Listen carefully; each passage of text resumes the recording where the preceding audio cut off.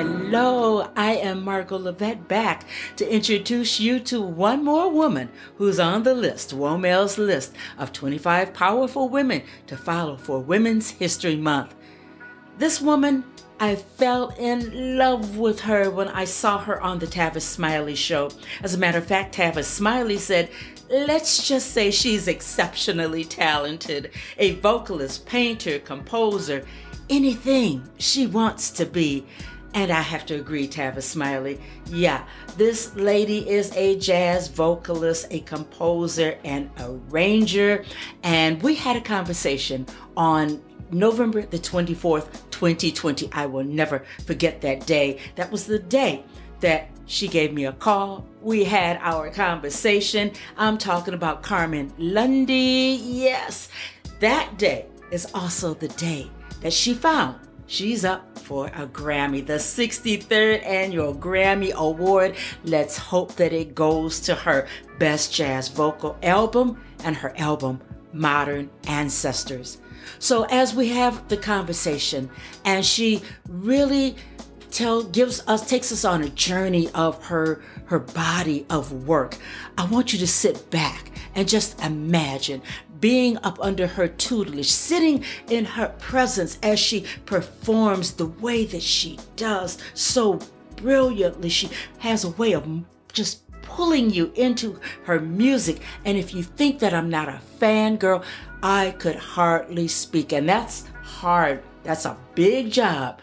But I could hardly speak during this conversation. So take a listen and then scurry on over to her website and get your copy of Modern Ancestors. Here we go, Carmen Lundy.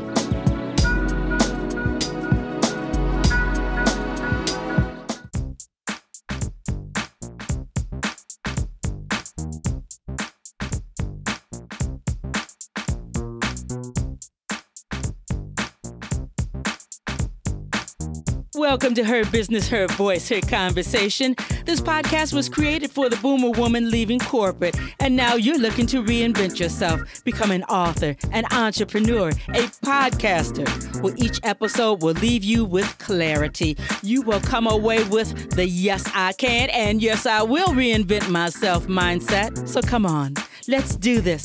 I'm your host, Margot Levette.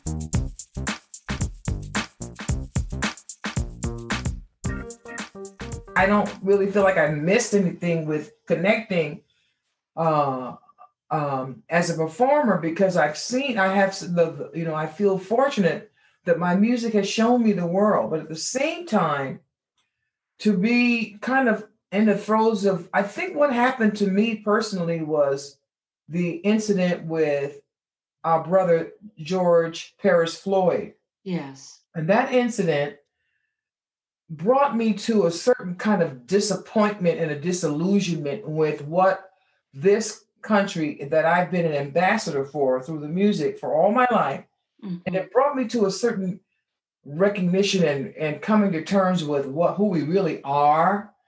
And it was just such, and then no surprise to me that we exploded, first of being locked down and then something like that happened.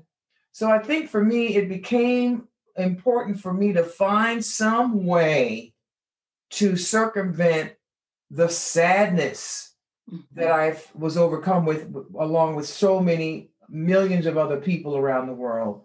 Yes. So the truth of it is that was very hard, and I struggled with it along with others. I just struggled with how to stay positive. And, people who said to me when the pandemic first kicked in, and the whole lockdown, they were asking me, what are you going to write about? Because I received a grant from the Chamber of Music America back about 4 or 5 months ago, and which is a wonderful thing to be asked to write. Yeah. So my whole career has been about just being motivated to do so. When someone says, we want you to do it, it's like, oh, well, your mind draws a blank. The first thing you're like, what do I say?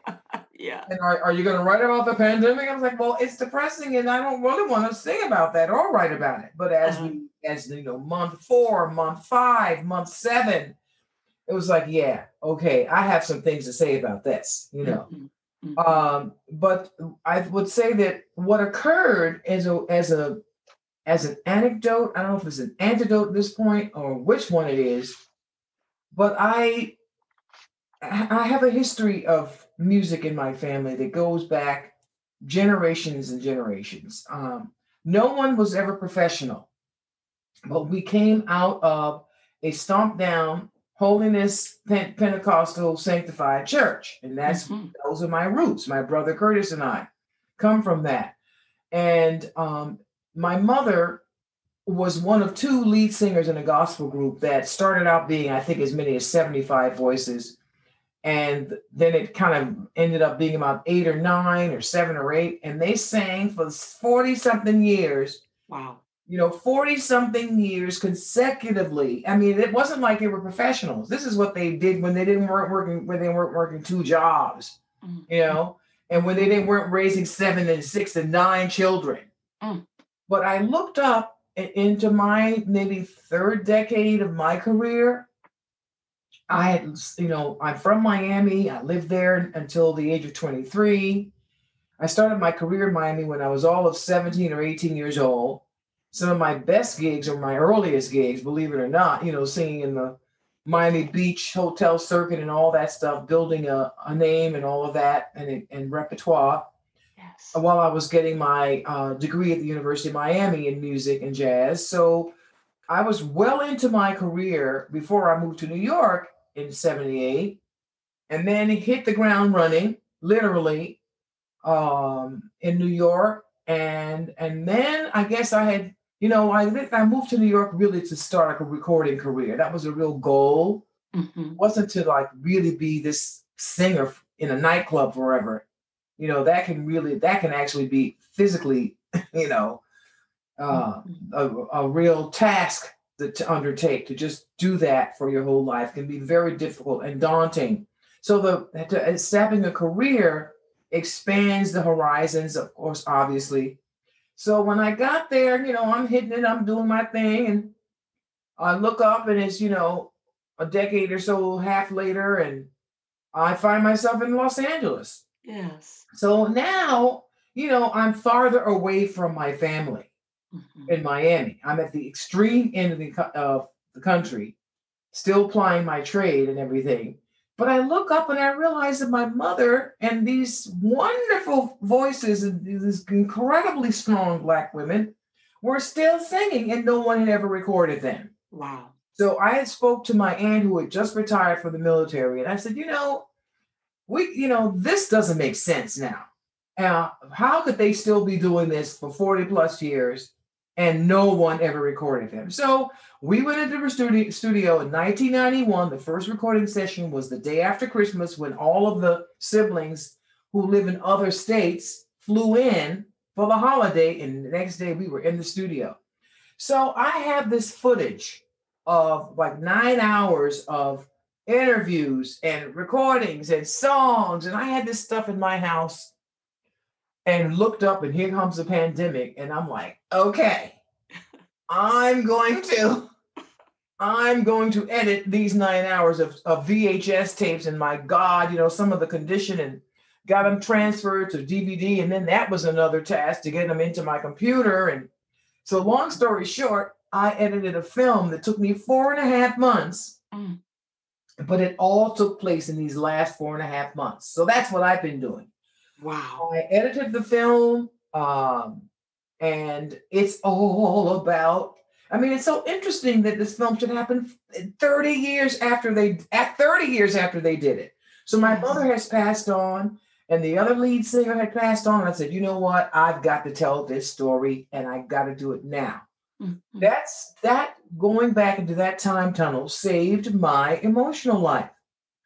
Being able to revisit and be with my mother like that, and see myself, some 30 years ago, and to observe the relationship and the bond and the humor, the sisterhood, the strength, the belief system, the everything. Yes. And to be able to be in that time tunnel for 4.5 months was absolutely a wonderful gift. Wonderful gift. My film is called Nothing But the Blood. which is one of the songs of the many songs that they recorded. And I don't know what's going to happen next with that film. But in the midst of all that, I said, isn't this something that I should be listening to my aunt who plays some of the most serious piano you'll ever hear in the gospel tradition? And I'm thinking, well, maybe this, I don't know where, but somehow this is going to float up in my music. Where, I don't know. So there were certain days when I would like, sleep on a song and sleep for days hearing a song of theirs, or because I'm hours, 8, 12 hours a day editing.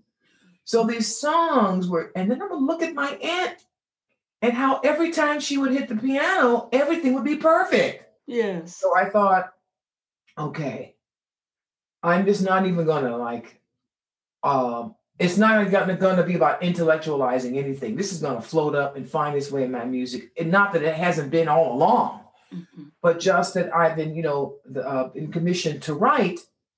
I thought maybe some of this would inform me. Yes. And so now I think I'm up to maybe, 7 compositions so far. And I'm recording all of that, singing all of that, and writing all of that, and scoring all of that. So the music, as you were saying, is absolutely the key to sustaining positivity and strength and forward thinking. And then we lost that guy, who fell off the wall that he was trying to build, and all the king's horses and all the king's men, could not, patch that together again, Mm-hmm. So with all of the depression that has been brought on the world by this one man's negativity, it's finally beginning to dissipate slowly, because it took a while for it to take hold. All of the signs were already there, which I sing about in Code Noir, and which I sing about in Soul to Soul.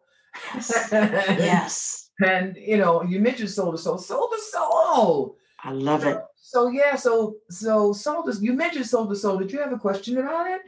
I just wanted you and the world to know that from one piece to the next, you have to listen to it. I don't have any questions. It's just a love of mine.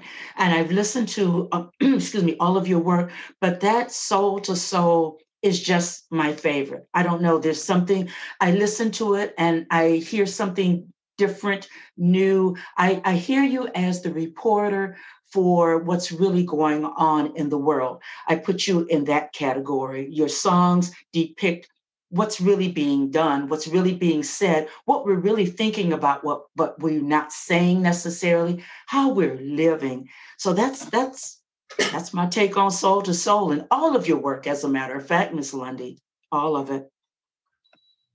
Well, it's funny that the inspiration right behind my left shoulder is a gigantic poster of Ella Fitzgerald that greets me every time I come into my studio. And when I entered the whole college years, I knew that I was going to be a music major, but I knew that I didn't want to be an education music major. I knew that I wanted to be a performer. So there was only, their curriculum gave me 2 choices: music education or applied voice. And applied voice basically has to do with performance, applying the performance, your arts in that realm. And I entered, and my choice was to continue into classical music. So I was doing opera. Wow. Because that's what you do as a vocalist in a classical program. They give you all these arias and all these Italian art songs and stuff. And I was thrust into this whole discipline of vocal technique and all these things. And I looked up and I learned from a pianist friend of mine that I started my career with, Dave Broidstein. And David was up in the jazz department. So occasionally David or one of the, his classmates would say, "Oh, Carmen, I got this song that I wrote for my class. Can you sing it for me?" I was like, "Sure." So next thing I know, I was off and running. And particularly with my gospel background, where I had come from this this experience of singing in a way that was in the moment more so than the written note on the page. Yes. And I Yes. had background in both from the choral music and stuff. But when I got to college and somebody asked me to sing something, I was like, okay, you know. So after a year or two of bouncing back and forth from everybody's songs and getting this little elective class called Jazz Vocal 101 or something, the next thing I know, they had created, I think I was the impetus for them establishing a curriculum for the jazz vocalist. But they didn't really know what they were doing yet, so they just threw me in there and put me in the class with all these great jazz musicians who were all, applying their craft and developing. And by the time I left, they had established, I think it was the year after I left, actually, they created this curriculum. So I was a jazz major, but my instrument was voice. So that's kind of the way I, continued for the next 4 years at the University of Miami. So here it is, I'm hearing, learning about the John Coltrane's, and I'm learning about the Miles Davises, and I'm hearing about, this is what I'm getting. I'm not getting any information about the singer at all, let me tell you. So it was my friend and the bass player in the band that I was in at the time who had a cassette of Ella Fitzgerald. Yes. I'm like, who is that? Yeah. Who is that? So when I heard Ella Fitzgerald, that was the long and short of all that I'm telling you. The beginning, the middle, then the end. And the great modern ancestor that she is. Yes. So that started me into this whole thing of that's what I'm going to do. That is what I'm going to do. Mm-hmm. So I think Ella came first. And somewhere along the way, I discovered Billie Holiday. Mm. So by the time I got to New York, I had my repertoire together. I was singing some Stevie Wonder. I was singing some Ella. I was singing whatever, just to get the gig done. 6 nights a week, 3 sets a night, year in, year out, year in, year out. I tell you, I'm not exaggerating. That's my life. It was 6 nights a week, 3 sets a night, get up, 8:30 class, theory class, finish school at 4 p.m., turn around and get to the gig. So those early years were hugely important because, back then there were no competitions. You couldn't enter the blah, blah, blah competition to get yourself going. We had a phase before my time. I'm a child of the 60s really and 70s, but there was, the Apollo stuff had already ended. The amateur thing at the Apollo, you couldn't do that in the 70s. It wasn't happening in the 70s in New York. That was over. So you had to get, you had to put your, feet to the pavement and go out there and find a gig. Yes. So that was the way I developed. So I think that musical training was so helpful because I was able to, first off, learn a lot of music on my own, independent of the bandstand. But then I get on the bandstand with some of the world's greatest artists in New York. Yes. So I had this wonderful balance and duality going on. And the whole thing of the writer, the composer, was never really what I thought would happen. I was Ella Fitzgerald's granddaughter, as far as I was concerned. Yes. I adopted her, as my jazz grandmother, And but there was a reason for it, and I didn't really know what the reason was. But I knew that at some point, because so many of those great artists were still alive, and I was a youngster, when I would hear Betty Carter perform, my brother played with her for years, so I got to see her a lot. Mm-hmm.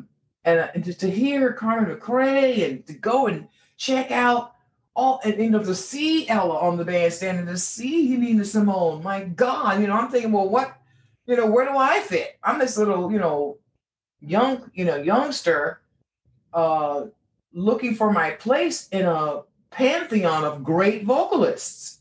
So I didn't really know how I was going to be able to sustain a career covering the songs that were already being covered by all these great singers. So from the very first demo tape that I brought to Columbia Records back in the late 70s, I inserted my original compositions. I was like, maybe they'll just hear me. This won't be the version of something that they already know. And then I'll be compared to that. And then they'll be able to determine if I'm really worthy of anything of their interest based on my cover of a cover. So I began to insert my original compositions and which started with a course that I had to take as a jazz major. I had to take composition. I had to take arranging. I had to take theory. I had to take these things in order to pass, to get the degree. But did I ever think that I would apply them? The composition, I just never really associated that with becoming this known for being a jazz singer, because it was all about improvisation. It was all about being able to stand toe to toe in the context of a performance when somebody finishes their horn solo or their drum solo or their piano solo. There I'd be, with my solo. Yes. And then I realized there was a lot of creativity going into those on the spot, spontaneous improvisation that I could apply similarly to my composition. Mm-hmm. So I thought, well, let me take some of this creative thought and make something up, Yes. So, 40 something, almost 50 years later, here I am. And you're talking about Soul to Soul, which I think is entirely original music, with the exception of What's Your Story, Morning Glory, paying homage to another great modern ancestor, Mary Lou Williams. Yes. And the thing I also love about Soul to Soul, speaking of Mary Lou Williams, a great pianist, is that both pianists on that record are women. Oh, wow. Patrice Rushen and Jerry Allen. I love my it. Keyboard stuff, sides, somewhere there you'll hear me, on my Fender Rhodes or electronic keys, but it's women. Yes. So that's another thing about Soul to Soul that I think sets that record apart. Yes. We held that sucker together, with other stellar artists like, Benny Maupin, my God, and introducing a young drummer. I think it was maybe his second record in his career. And then, Randy Brecker, another veteran, and just so many great artists on that record. That's why it takes the life that it takes. And you hear it, you can't just listen one time. Every time you listen, it's from one cut to the next. It has to be that way because it's just that great.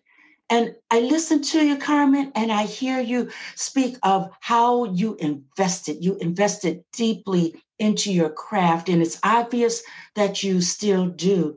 And here you are today, paying homage to the modern ancestors. Yes, indeed. You speak of the late Ella Fitzgerald and Billie Holiday. And as I read your press release, you speak of Ray Charles and Sarah Vaughan and John Coltrane. And when we listen to your work and your contribution to this healing property that all of this great music brings, your name is right there with them. So I say kudos for you understanding and paying homage to those great folks, because as time goes on, we continue to give homage to you, Carmen Lundy. And I mean that with all of my heart. I mean that. You are a marvel. You really are. Well, that you think about it. So, the modern ancestors, when we talk about finding our roots and, who we are and going all the way back and stuff, and I thought, well, wait a second. What about the ones that just left us? And there's so much more information that help actually define how the world and how America sees itself. Yes. Through the music. But at the same time, being guided by that information and by that example, and being given permission through that to be yourself and to ultimately find your statement, not just your voice, but to find, or we can use voice in a broader term, not just the literal, but to actually speak and through, it's almost like a funneling all that information, and that it comes out as you. Yes. Without it sounding like, oh, who she reminds me of? You sound just like so-and-so. And blah, blah, blah, blah, blah. No, that it's really a true individual quality that is the same thing that we associate with all the greats we've just mentioned. And to find your own distinctive voice and quality is the journey, is indeed the walk. And therein lies the reason for my making this kind of an offering at this point in my career, was to actually tell and remind everybody else that if not for what has happened before, how could there be me? Mm-hmm. So there is no ego in this. This is like you say, homage. This is a coming to terms with that which gives us shape and form and identity and inspiration and inspires others. And just to be an artist doesn't necessarily mean that this music is for artists only. Those of us who use music and need music for our own sustenance, whatever the genre, whatever the sound. Yes. Music is here. That is the spirit and the voice of everything that comes before us. Yes. It's not by accident that you come along and now, if it wasn't for you, nothing would be great. Mm-hmm. So that kind of thing is very short-lived, and people have to be very careful with that.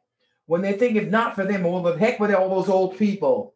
Mm-hmm. I always say to my students, I became a teacher without, I've taught all over the world. I've had the pleasure of holding up the banner for the great Betty Carter's Jazz Ahead program at the Kennedy Center for 17 years consecutively. I did that.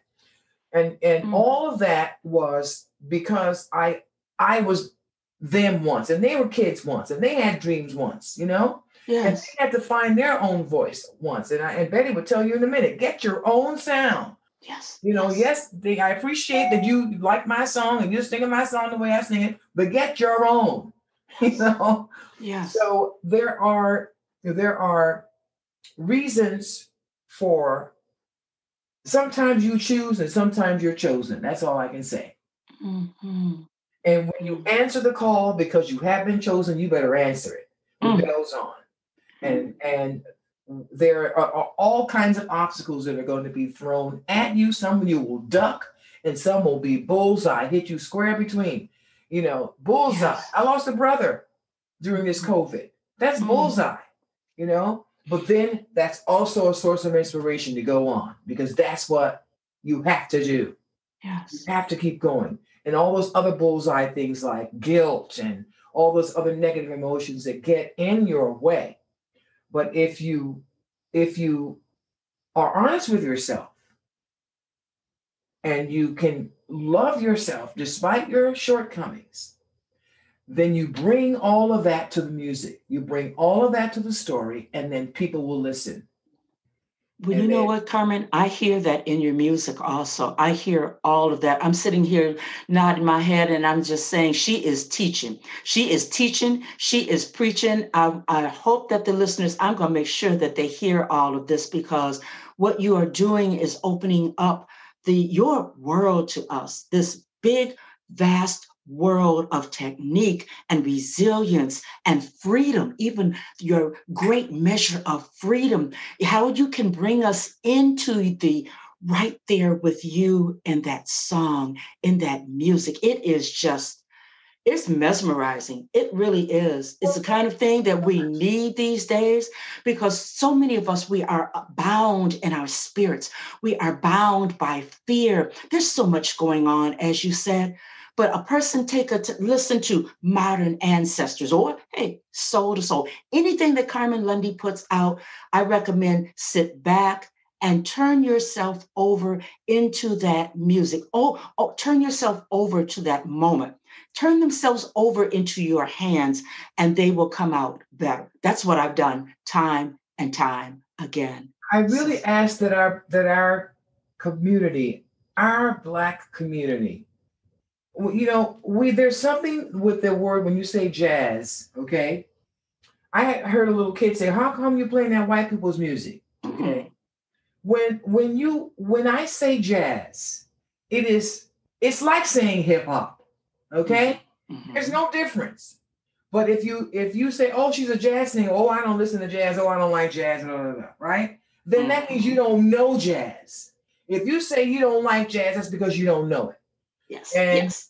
and I would ask that the Black community, this vast community, this Black community that elected this president and this vice president, that Black community is what I'm talking to right now.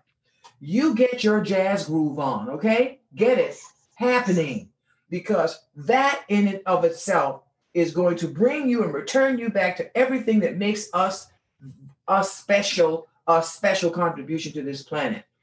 And every little ounce of your participation reinforces everything we do for this music. Okay? You are the reinforcement. I'm not the reinforcement, you are. Because I need for y'all to be part of my journey. Yes. And as much as, and I guess what I'm talking about is another kind of inclusiveness. You know, the first time I went to London, for example, I'm in London. I think the first time I went was maybe the early 90s. Mm-hmm. And I didn't even want to go. Mm-hmm. I didn't know those people, and I didn't think they knew me. And I got there and was blown away by the fact that they knew exactly who I was. But the thing is that I remember was tuning into the Black radio station and hearing Donny Hathaway, and the next thing they play Miles Davis right after that. Yes. You know? Yes. And you would hear like some beautiful Aretha ballad, and then they would play Sarah. Yes. You understand what I'm saying? It wasn't so divvied up and spread out and, smooth this and that. We don't play that other stuff over here, and we only play this on this station. Mm-hmm. That is by design. And one of the beautiful things that I love about our music and what we do is that it's a thinking music. Yes, it is. Not just for the libido. Yes. It's not just for the booty call. Yes. I mean, this is a thinking, and you can actually process and arrive at another level of your own understanding of yourself with just this music in your environment. Yes. So I would just, on my appeal, and thank you for this, allowing me to say this, my appeal is to the Black community to get behind us. Yes. And to come on, get on this train. Get on this train. This ain't no underground. Yes. You know what I'm talking about, okay? Yes. I'm talking about us building the stairway to the stars, if you will, on Jacob's ladder, straight to heaven. This is a straight up vessel. This is the vehicle you want to be on if you want to get to that beautiful, brighter place somewhere out in the ether that they call heaven. Yes. It's right up in here in this music. So that's my appeal to my Black sisters and brothers this day. And for all of those who are not Black sisters and brothers, who are identified with feeling oppressed, with being marginalized, with being, reduced and being told how to live and to be, incarcerated for most of your natural life. Mm-hmm. I'm asking you, come on with us and be enlightened and being brought to a better place through the sound of this beautiful music that has everything to do with people before me. And the name of my record is Modern Ancestors. But when you listen to that record, everything is new. Yes. Some beautiful musicians on this record. The youngest guy, I got to tell you this. I got to tell you a little bit about the record, Modern Ancestors. This kid, this Haitian brother that I met at Betty Carter's Jazz Head program, all of 18 years old, is on piano, and he plays the whole record. Okay? And that young kid has his own. He is another one that y'all need to be paying attention to. His name is Julius Rodriguez. Okay? I had two drummers, one from Seattle originally. His name is Casa Overall, and the other brother is Terry on Gully. I mean, these guys, I'm telling you names that maybe you don't know, but I'm telling you that, you don't have to get a Carmen Lundy record. Make sure that you get my record to get their names straight so you can follow their careers. Andrew Winfro on guitar, produced by Elizabeth Uwe. My brother Curtis Lundy on bass. It's holding up. I mean, it ain't gonna happen without that bass. And Curtis Lundy and Kenny Davis are killing it on bass. Killing it, I'm telling you. So that record, Myra Casales, originally from Havana, Cuba, throwing it down in the authentic way. I mean, that's one boat, how should I say this? one jump off the boat before you get to the United States, Cuba, okay?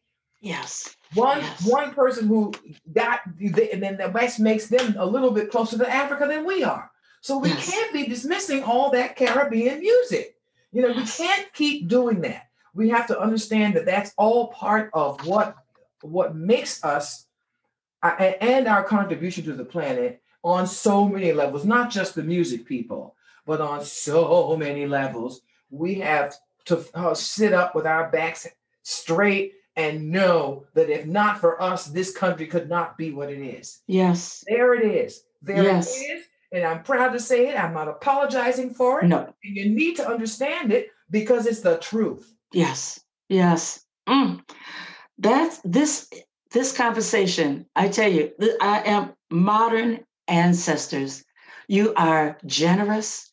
You are, I would say, a Renaissance woman, but no, you are Renaissance, but you are in the right now. I'm having a conversation here with Carmen Lundy, and I want everybody to understand that this lady, upon this day of 11/24/2020, just received notification. She is up for a Grammy. So congratulations to you. When we hear you speak, is it any wonder that has come your way? I'm projected you shall take home the Grammy. Thank you, Carmen. And you know what? And thank you. But here's the thing that, I have been on those ballots for most of my recording life and never been recognized. Okay. This is the first time ever I've been recognized for all that I've done. And we just had this wonderful sense going in with the Soul to Soul project that was going to be the first for us, but it wasn't. And then I did, I think Changes was before that. And then we did Code Noir, which everybody that I'm talking to should read the book, Black Count, and know what Code Noir really means. And then you'll understand how we got to this mess in the first place. Code Noir. And then comes Modern Ancestors. And then there's all the ones before that. Self-Portrait, Old Devil Moon, Good Morning Kiss, Moment to Moment. I mean, I can't say them all. I can't even recall them all right now, but this is the first time for me. But the thing I remind myself of is I didn't come into this for a kind of a tangible evidence of an award somewhere sitting in, amongst my other collectibles in my home. You know what I mean? It's not for the award. I appreciate the recognition. I really sincerely appreciate the recognition for the time spent and the dedication to my craft. However, I'm moving on. Despite I get it, yay, like you say, so be it.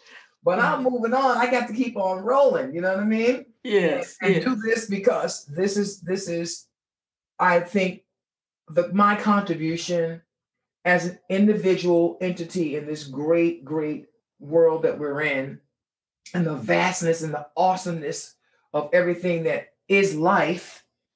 That's really my message to you all, is to do what you love and do it to the max. And do things and be good to people and do good things. Do things that you love that are good, not things that are gonna, ruin somebody else's life. Yes. I mean, you might love guns, but don't shoot it at anybody. Shoot it at some target out in the woods somewhere. You might love to do things that are otherwise considered to be of an illegal nature. But you got to find the beauty and the legality in that stuff, and keep it rolling, because that's where we really manifest what I think the whole point of what we're really trying to accomplish is. And that is, like you said, freedom to be, freedom to live, freedom to be able to, freedom without fear. My God, fear that somebody's going to take away everything that you worked your entire life for in a blink of an eye. Yes. And take away your innocence. This is not right. So I remind myself that for as much as I am celebrating with you this day, the 24th of November, happy birthday again. Thank you. My birthday was November 1st. Oh, happy belated birthday. The same month, yes. So I am, as long as I can stay in this with my sanity, with my strength, with my ability to come to this music with guidance, being guided by all this wonderful modern and ancient ancestry that makes us who we are. Yes. That's what is truly the focus at the end of the day. So we celebrate now because it's yippee. Yes, indeed. It's woohoo day, But again, we still have work to do, and it doesn't stop. You just keep on moving. Just keep on. Get up out of bed, put some clothes on, because you can't go outside with no clothes on, because they'll lock you up. Put you somewhere you don't want to be. No. And can't get away from too easily, I would imagine. Can't explain it ever again. Yeah. Well, I can't wait to see what's going to happen with Nothing But the Blood. The fact that you are so totally involved in the memories and the life that you have given to that footage. Kudos to you. I can't wait. Whatever happens at the Grammys, I'm glad that you're moving on with everything that you do. I don't believe that you are a woman that will go to the grave empty. I think that you will you won't go full. You will go empty because you have given so much each and every day of your life. That is how I perceive you, Carmen Lundy. You are giving and giving from your purpose, giving from your passion, giving from the investment that you've made in yourself each and every day. And I just want to thank you. I want to thank you for this time to have a conversation with me, Margot Levette. I appreciate you so much. Thank you, Margot. And, I tell my students one other thing. There's two kinds of people, a giver and a taker. Mm-hmm. Be a giver. Yes, be a giver. You have been teaching. You have been enlarging our eyesight. As I say, music is a healer. And when you write, you are a poet, you are a journalist, and Carmen Lundy, you have made a big difference in this world because you are telling the stories of yourself, others, our stories. Yes. So modern ancestors. I appreciate you, Margot. Thank you for this opportunity. Thank you so very much. Thank you. And be safe. Have a wonderful holiday. And I'm going to talk about your work from forevermore. All right? Okay. Thank you. Appreciate that. Yes. Okay. You Bye-bye be well now. And keep safe now. Thank you. PodcastAcademyOnline.com, built for the boomer entrepreneur ready to reposition, market, grow their business, and be found globally. Little to no podcasting experience? Well, no problem. PodcastAcademyOnline.com will guide you and launch your podcast in 7 weeks. As you sleep, someone will discover your product, your service. So come, build your podcast at PodcastAcademyOnline.com. Schedule your free consultation today.